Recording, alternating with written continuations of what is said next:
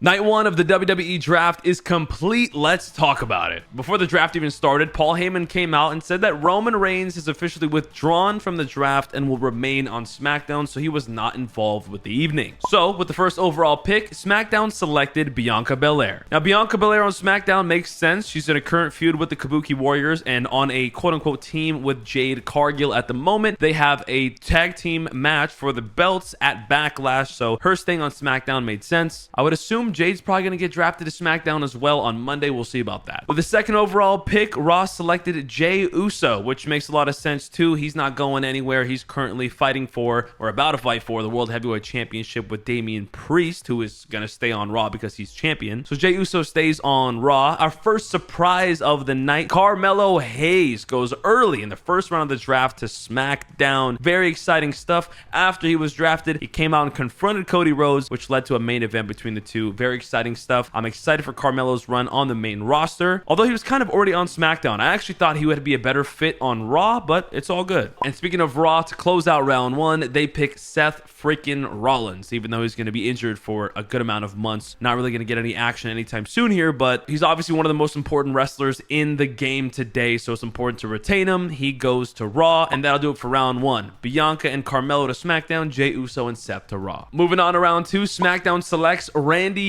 Orton, which was such a surprise. I personally thought he was going to be a free agent, but him on SmackDown is great because maybe now he can go after Cody after Backlash and have that feud. That would be awesome. Potentially SummerSlam match. We'll see. He's also somewhat in a tag team right now with Kevin Owens, which is exciting, and they have a tag team match against the Bloodline at Backlash, so that will be fun. Shout out to Randy Orton. And a big surprise here, Raw then selects Bron Breakker, who I thought would be a great fit for SmackDown. He was kind of already on SmackDown, but I'm not mad at him going to Raw. I think that's the end of squash matches for him. He needs time. He needs some 10-minute, 15-minute matches, some good feuds. Excited for Bron's run on Raw. It's going to be good. And then SmackDown selects Nia Jax, which I actually predicted. I think that fit makes a lot of sense. She actually went ahead and attacked Bayley on SmackDown, so you know where her sights are right off the rip. She wants the belt from Bayley. Nia Jax is now on SmackDown. And in a similar way, Liv Morgan gets selected by Raw to close out round two, and Liv Morgan is going to continue to fight for the WWE World Women's Championship. It's always hard to say that. So continuing a feud with Becky Lynch makes sense for Liv Morgan. Round two, pretty solid. Randy Orton and Nia Jax to SmackDown, Bron Breakker and Liv Morgan to Raw. That brings us to round three. SmackDown selects LA Knight. Yeah, I actually thought he was going to be on Raw. I still think he should be on Raw. It gives him more time for promos, more time for matches. I really think this guy needs to run as soon as possible. He's got some momentum, but he's back on SmackDown. So where he goes from here, I'm not sure. I think the only angle for him now, if it's not against Cody or whoever's going to be champion in a few weeks,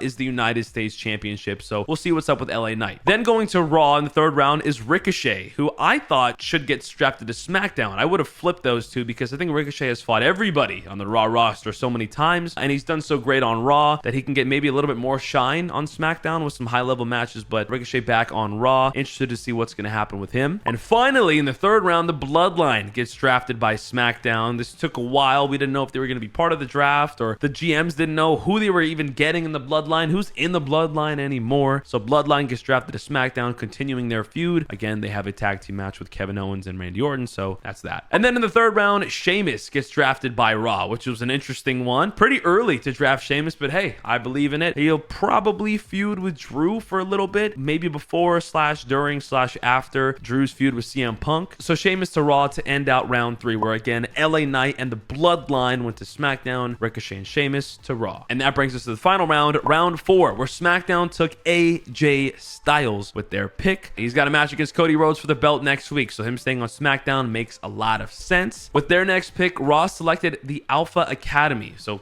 Chad Gable and the gang all gonna stay on Raw. Again, he's got an ongoing feud with Sami Zayn, so him staying on Raw makes sense. They didn't break him up, and they all went together, so that's pretty interesting. A little bit of a change here. Andrade gets drafted to SmackDown, which I wasn't expecting him to go this early, but okay. Hopefully that means a big push for Andrade coming up soon. Maybe it's against Logan Paul. Maybe he's gonna have a feud with somebody I don't really know what's next for Andrade on SmackDown. I actually thought he fit better on Raw. I don't want him feuding with Ray. I just feel like they've been too intertwined for too long, but who knows? But to round out the entire draft, our first like real surprise of the night, Kiana James gets drafted to the Raw roster. A lot of people believe she's ready to go to the main roster, and heck, she better be, because she just got drafted to Raw. The biggest surprise of the night, and excited for her. We'll see what's first for her when she gets there. But to be honest, that might have been the only real surprise of the night. And a lot of people are talking about this on Twitter right now. The wrestling community is going at it. And some breaking news here. There were some more draft picks announced after SmackDown went off air. Cedric Alexander and Ashante Adonis are drafted to SmackDown. Interesting. Alba Fire and Isla Dawn drafted to Raw. Okay. Ivar gets drafted to Raw. I thought he would go to NXT because he's been appearing there recently, so he might still do that. I don't know. The OC has been drafted to SmackDown. So Luke Gallows and Carl Anderson spent some time in NXT, and I guess they're going back to SmackDown. Kind of